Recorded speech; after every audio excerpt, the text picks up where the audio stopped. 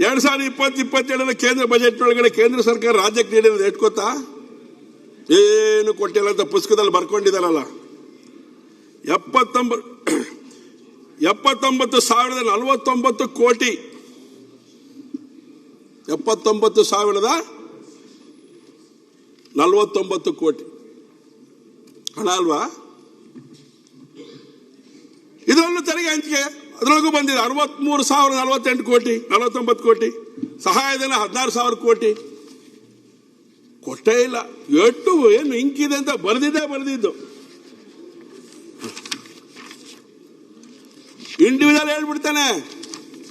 ವಿತ್ತ ಸಚಿವಾಲಯ ಬಿಡುಗಡೆ ಮಾಡಿರೋದು ನಾನಲ್ಲ, ಚೆನ್ನಿ ಬರೆದಿರೋದು. ಒಂದು ಇಂಕಿಲ್ಲ ಇದರೊಳಗಡೆ.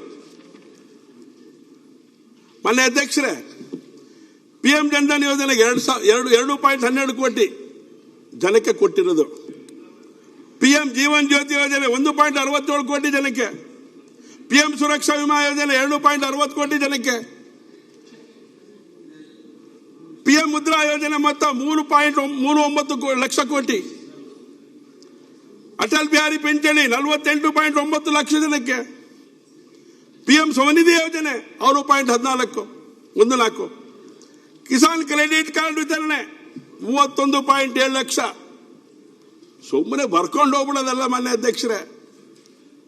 ಜಲ್ ಜೀವನ್ ಮಿಷನ್ 87.7 ಲಕ್ಷ ನೀರಿನ ಕೊಳವೆ ನಳ ಸಂಪರ್ಕಕ್ಕೋಸ್ಕರ. ಏನು ಕೊಟ್ಟಿಲ್ಲ ಅಂತಾರೆ JJM ನೆನ್ನೆನೂ ಕೂಡ ಇಲ್ಲಿ ಉತ್ತರ ಕೊಟ್ಬಿಟ್ರು. ನಮಗೆ ಹೇಳ್ತೇನೆ ಅದ್ರೊಳಗಡೆ ಏನೇನು ನಡೆದಿದೆ ಅಂತ ಮಾಹಿತಿ ಕೊಡ್ತೇನೆ ನಾನು. ಭ್ರಷ್ಟಾಚಾರ ಎಲ್ಲೆಲ್ಲಿ ನಡೆದಿದೆ, ಬೋರ್ವೆಲ್ ಒಳಗಡೆ ಭ್ರಷ್ಟಾಚಾರ ಹೇಗೆ ನಡೆದಿದೆ ಉದಾಹರಣೆ ಸ್ಯಾಂಪಲ್ ಚಿಕ್ಕಮಗಳೂರು ಜಿಲ್ಲೆ ಶೃಂಗೇರಿ ಕೊಡ್ತೇನೆ ನಾನು ಅಷ್ಟೇ. ಇಡೀ ರಾಜ್ಯದ ಏನಾಗಿದೆ ತನಿಖೆ ಮಾಡಬೇಕಾಗತ್ತೆ ನಾವೆಲ್ಲ ಸೇರ್ಕೊಂಡು. ಇಡೀ ರಾಜ್ಯದ ಏನಾಗಿದೆ ಬೋರ್ವೆಲ್ ತೆಗೆದಾಗ ಎಷ್ಟಡಿ ತೆಗೆದಿದ್ದಾರೆ, ಎಷ್ಟಡಿಗೆ ಬಿಲ್ ಮಾಡಿದ್ದಾರೆ, ಅದ್ರ ಬಗ್ಗೆ ಮಾಹಿತಿ ಕೊಡೋಲಿದೆ ನಾನು. ಮೊನ್ನೆ ಅಧ್ಯಕ್ಷರೇ, PM ಉಜ್ವಲ ಯೋಜನೆ 41.4 ಲಕ್ಷ. ಜನೌಷಧಿ ಕೇಂದ್ರ 1,410 ಕೇಂದ್ರಗಳು ಮಂಜೂರು ಮಾಡಿರೋದು. ಆಯುಷ್ಮಾನ್ ಕಾರ್ಡ್ 1 ಕೋಟಿ 1.89 ಕೋಟಿ ಕಾರ್ಡ್ ವಿತರಣೆ. PM ಗರೀಬ್ ಕಲ್ಯಾಣ ಅನ್ನ ಯೋಜನೆ 4.2 ಕೋಟಿ ಜನಕ್ಕೆ. PM ಕಿಸಾನ್ ಯೋಜನೆ 43.2 ಲಕ್ಷ. ಹೀಗೆ ರಾಜ್ಯ ಸರ್ಕಾರಕ್ಕೆ ಮರ್ಯಾದೆ ಹೋಗ್ಬಿಡತ್ತೆ ಸುಳ್ಳು ಹೇಳಿದ್ರೆ. ಅಷ್ಟು ಕೊಟ್ಟಿದೀವಿ, ಏನು ಕೊಟ್ಟಿಲ್ಲ. ಎಷ್ಟು ವರ್ಷ ತಡ್ಕೊಳ್ಳೋದು ನಾವು. ಇನ್ ಡೀಟೇಲ್ ಹೋಗ್ಬಿಟ್ಟೆ ಇನ್ನೂ ತುಂಬಾ ಮರ್ಯಾದೆ ಹೋಗ್ಬಿಡುತ್ತೆ ರಾಜ್ಯ ಸರ್ಕಾರದ್ದು. ಯಾಕಂದ್ರೆ ಸುಳ್ಳು ಹೇಳ್ಬಿಟ್ಟಿದ್ದಾರೆ ಬಜೆಟ್ ಒಳಗೆ. ಮರ್ಯಾದೆ ಕಳ್ಕೊಳಕ್ ರೆಡಿ ಇದೀವಿ. ಸ್ವಲ್ಪ ಹೋಗಿದೆ ಅಧ್ಯಕ್ಷರೇ, ಕರೆಕ್ಟ್ ಆಗಿ ಓದ್ಲಿ. JJM ಎಷ್ಟು ಕೊಡ್ಬೇಕು, ಸ್ವಲ್ಪ ಕೇಂದ್ರ ಸರ್ಕಾರದಿಂದ ಹೇಳಿ.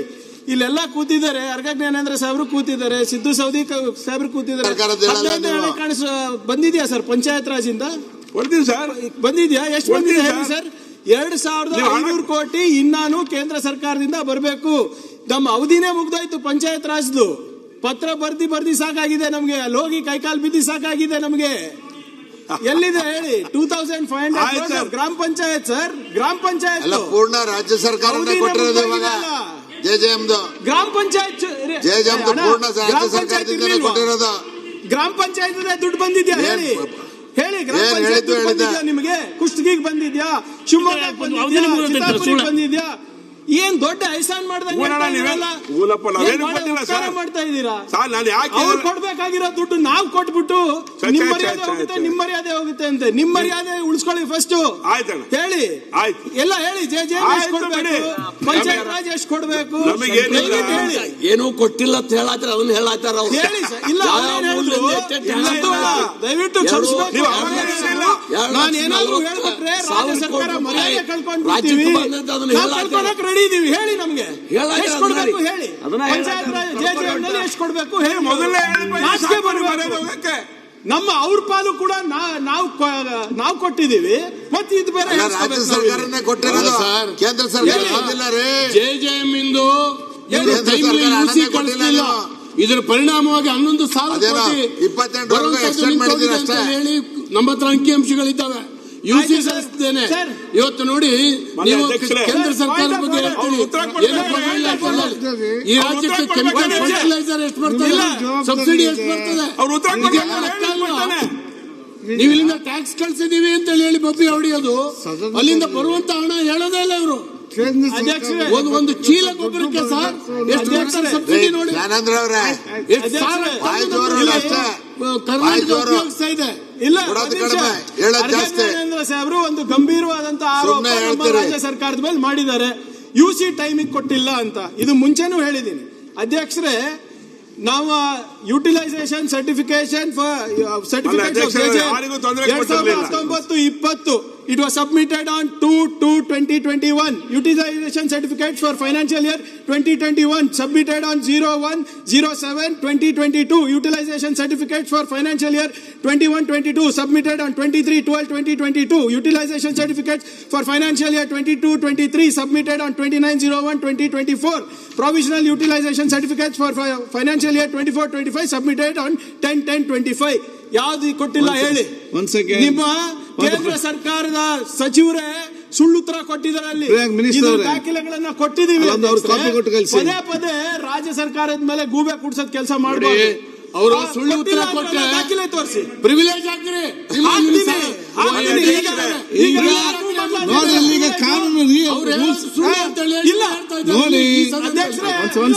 ಕೈಂಡ್ಲಿ ಅವ್ರೇನ್ ಹೇಳಿದ್ರು, ಅವ್ರ ಹತ್ರ ದಾಖಲೆ ಇದೆ, ನಾವು ಕೊಟ್ಟಿಲ್ಲ ಅಂತ ತೋರಿಸ್ಬಿಡ್ಲಿ. ಇದ್ರೆ ನೀವ್ ರಾಜೀನಾಮೆ ಕೊಡ್ತೀರಾ? ನೀವ್ ರಾಜೀನಾಮೆ ಕೊಡ್ತೀರಾ? ಇಲ್ಲ ಇಲ್ಲ, ಇಲ್ಲಿ ಕೊಡಿ. PSC ನಲ್ಲಿ ಚರ್ಚೆ ಆಗಿದೆ, ಇದು ಚರ್ಚೆ ಆಗಿದ್ರೆ ನೋಡಿ. ಈಗ ನೀವೇನ್ ಹೇಳಿದ್ರಿ, ನಿಮ್ಮ ದಾಖಲೆಗಳನ್ನ ಸಬ್ಮಿಟ್ ಮಾಡ್ತಾ ಇದ್ದೀನಿ, ನೀವು ಕೊಡ್ತೀರಾ? ಇವ್ರ ದಾಖಲೆ ಕರೆಕ್ಟ್. ಇವ್ರ ಸರ್ಕಾರದ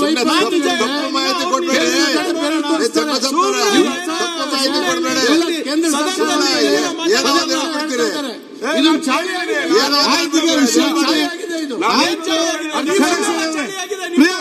ಒಂದ್ ಸೆಕೆಂಡ್, ಐ ಕ್ಯಾನ್ ಅಂಡರ್ಸ್ಟ್ಯಾಂಡ್. ಈಗ ವಿಚಾರ ಏನಿದೆ, ನಿಮ್ಗೆ ಸೆಂಟ್ರಲ್ ಇಂದ ಗ್ರಾಂಟ್ ಬರಬೇಕು, ಹೌದಾ?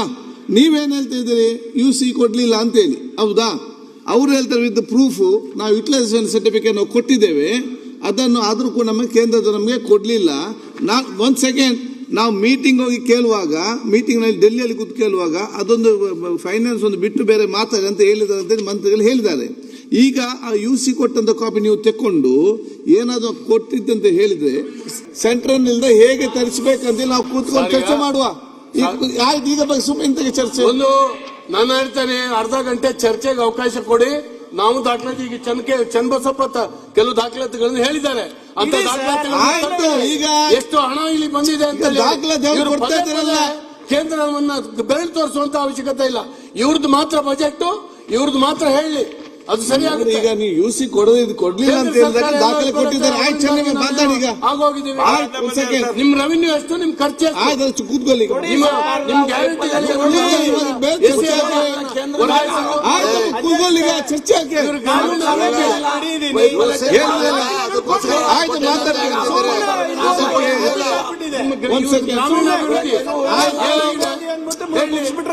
ಎಲ್ಲಿದೆ ದಾಖಲೆ? ನೋಡಿ, ಇಬ್ರು ಕೂಡ ಮಾತಾಡಿ ಆಗಿದೆ. ಮತ್ತೆ ಯಾಕೆ ಸರ್ ಅವ್ರಿಗೆ ಮಾತಾಡಿ. ಅವ್ರು ಏನಾದ್ರು UC ಕೊಟ್ಟಿದಾರಲ್ಲ ಕಾಪಿ, ಅವರೇ ಹೇಳಿದ್ರು ಕೊಡ್ತೀನಿ ಅಂತ. ಕೊಡಿ ಅಂತ. ಆಯ್ತು, ಈಗ ಅವ್ರು ದಾಖಲೆ ಕೊಟ್ಟಿದ್ದಾರೆ, ನೀವು ದಾಖಲೆ ಕೊಡಿ. ಕೂತ್ಕೊಳ್ಳಿ.